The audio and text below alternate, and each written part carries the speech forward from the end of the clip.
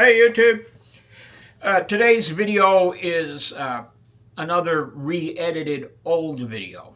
Originally it was part of last week's video on my little rant about hammock camping in the 1920s and the 1930s.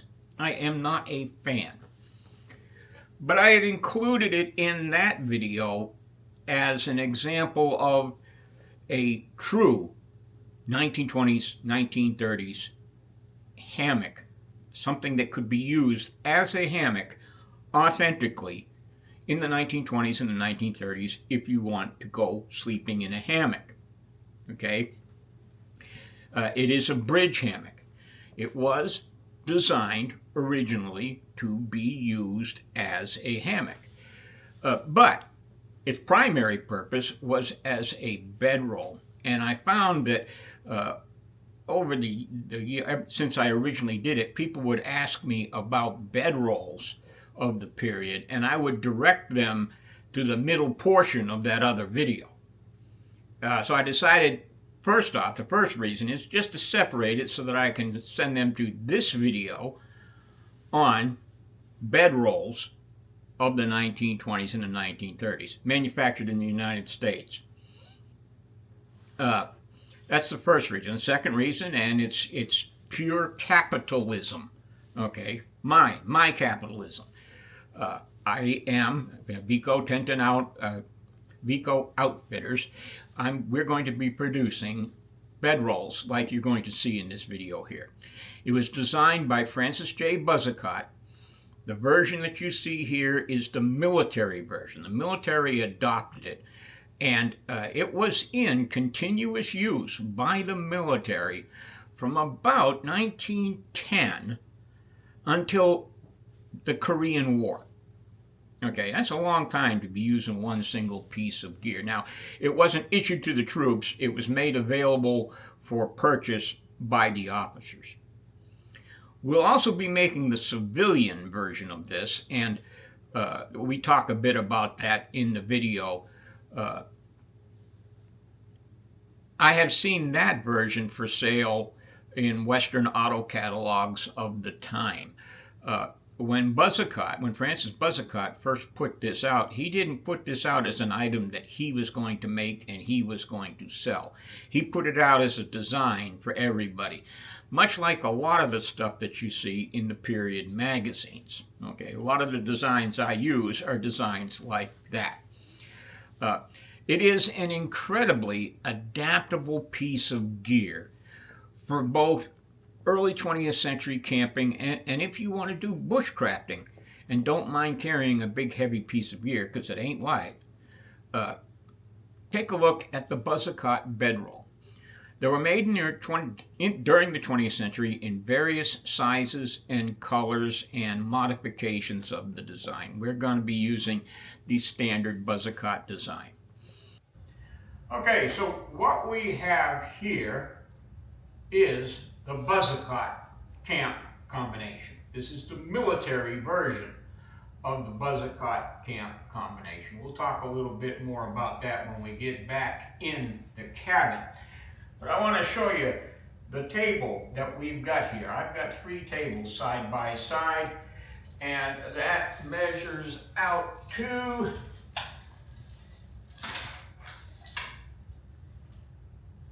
89 inches, which is 1 inch shy of 7'6", and I can tell you the tables are 6 feet long with another one at the end of 2'6". So that makes this entire surface here 7'6" by 8'6". That will give you an idea of the scale of this item. Okay. This is, as I said, the military version of the Buzzacott camp combination. And what I'm going to do right now is open it up and show it to you. We have 3 straps that hold the top and bottom flaps together. And I will go over here. You'll notice we've got pieces of wood in the corner because we need those pieces of wood. Again, the table is 7.5 feet wide, and we're coming off the table on both ends.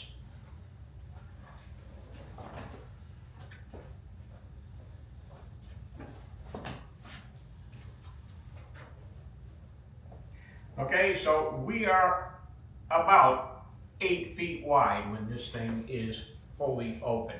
I'll get a close-up of this little nomenclature tag here. This tells us the vintage of the of this.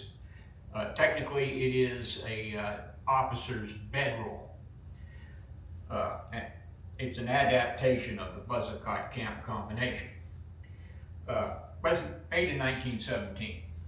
Okay, we've got two pockets, one on either end.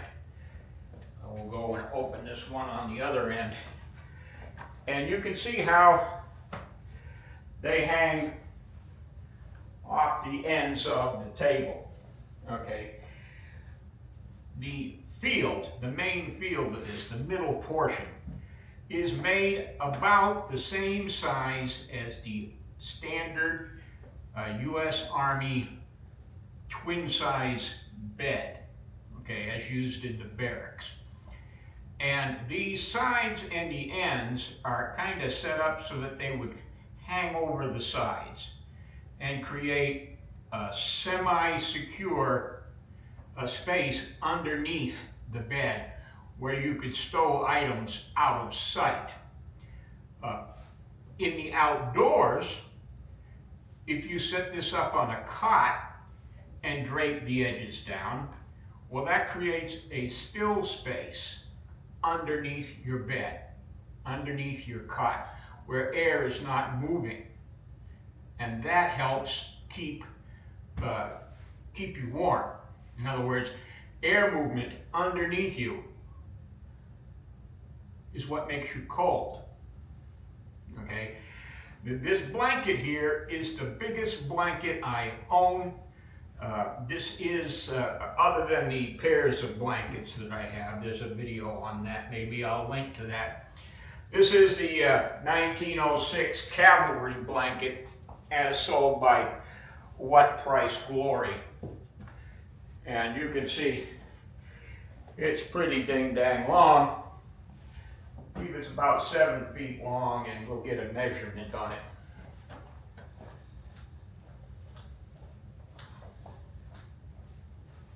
There it is. About 7 feet long and 64 inches wide, so 5'4", 5.5 feet. And it's in the blanket where the military style differs from Buzzacott's original design. Buzzacott's original design included a sewn-in blanket. The blanket would go all the way to the edge, from one edge to the other. And it would be secured down the sides as I originally had this. Let me come back over here and fold this so I can show you.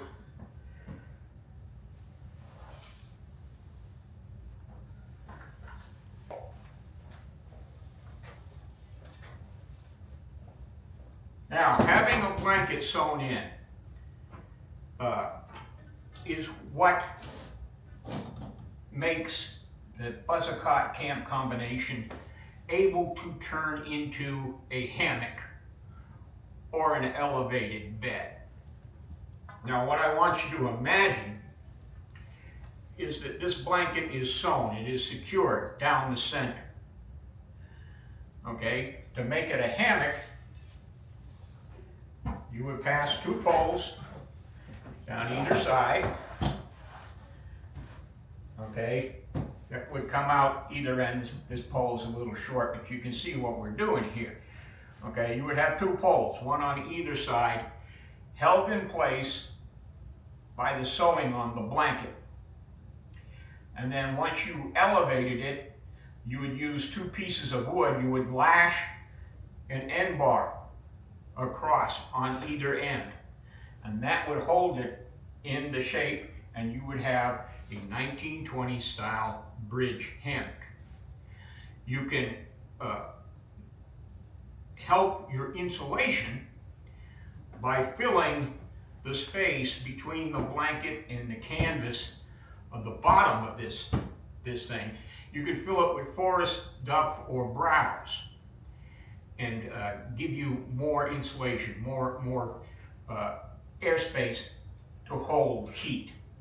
Okay, so this actually does make it a fairly decent bridge hammock with insulation, provided you have some other kind of mattress pad or even a thick military mattress. Okay, now the civilian version, in my belief, I don't have one, but the other styles of bedrolls that I do have are, all of them are not as wide. The field, the center section where the bed goes, is not as wide as this 1917 officer's bedroll. Okay, I believe it would be about 36 inches wide instead of